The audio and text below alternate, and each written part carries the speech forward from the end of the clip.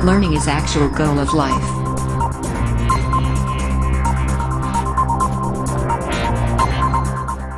Euclid postulates.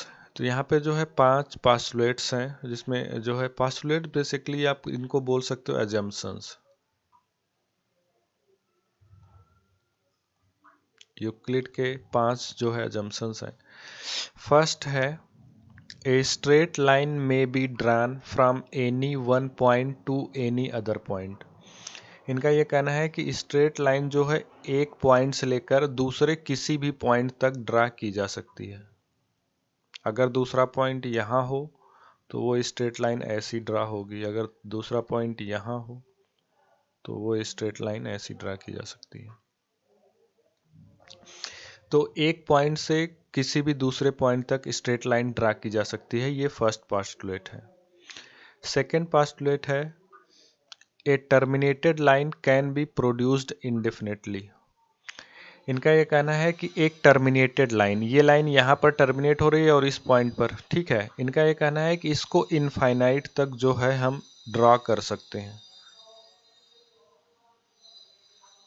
ठीक है। इधर भी जो है इनफाइनाइट तक, इधर भी इनफाइनाइट तक और इधर भी इनफाइनाइट तक किसी भी टर्मिनेटेड लाइन को ड्रॉ किया जा सकता है, ठीक है। पास्टुलेट 3 है a circle can be drawn with any centre and any radius. इनका कहना है कि सेंटर कोई भी ले सकते हो, चाहे सेंटर यहाँ ले लो चाहे सेंटर यहाँ ले लो, कोई भी एक सेंटर ले लो और किसी भी रेडियस का जो सर्कल ड्रा किया जा सकता है। आप छोटे रेडियस का सर्कल ड्रा कर सकते हो, आप बड़े रेडियस का ड्रा कर सकते हो। सेम यहाँ पर जो है सेंटर बदल करके आप अलग अलग रेडियस के ड्रा कर सकते हो। तो ये जो था पास्टुलेट 3।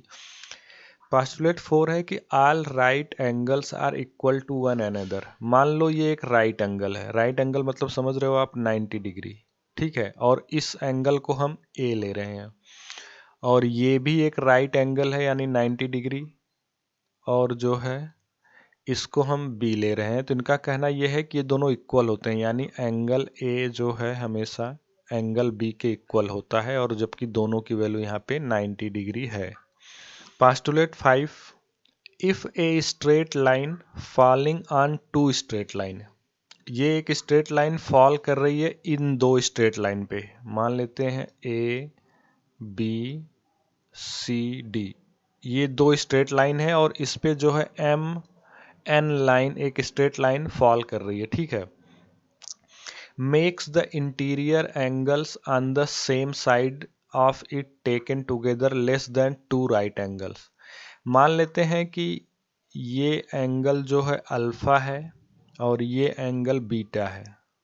इनका कहना यह है कि जो फॉलिंग लाइन है इसके एक तरफ के, इस या तो इस तरफ वाले एंगल से लो, इंटीरियर एंगल लेना है अंदर वाले एंगल, या तो राइट हैंड इस तरफ वाले दोनों इंटीरियर एंगल। इनका ये कहना है कि अगर दोनों एंगल का सम लेस देन 180 हो, यानी अल्फा प्लस बीटा, इन दोनों का एंगल जो है ये less than two right angle. Two right angle का मतलब 2 इंटू 90 डिग्री यानी 180, यानी अल्फा प्लस बीटा अगर लेस देन 180 हो, then the two straight lines if produced indefinitely meet on that side on which the sum of angles is less than two right angles। इनका कहना यह है कि अगर इन दो लाइनों को इनफाइनाइटली प्रोड्यूस किया जाए तो ये जो है दोनों लाइन उसी तरफ काटेंगे जिस तरफ अल्फा प्लस बीटा की वैल्यू लेस देन 180 हो।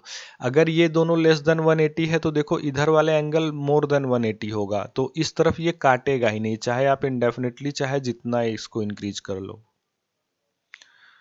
तो बेसिकली यहाँ पे कहना यही था कि अगर जो है इंटीरियर एंगल्स वन साइड के जो है ऐड करने पे लेस देन 180 हो तो ये उसी साइड जो है वो दोनों लाइन काटेंगी अगर उसको आगे बढ़ाया जाए इनफाइनाइट तक। अब एक एक्सियम्स 5.1 है, गिवन टू डिस्टिंक्ट पॉइंट, दो अलग अलग पॉइंट्स दिए गए हैं, अगर there is a unique line that passes through them, यानी इनके बीच में एक यूनिक लाइन होगी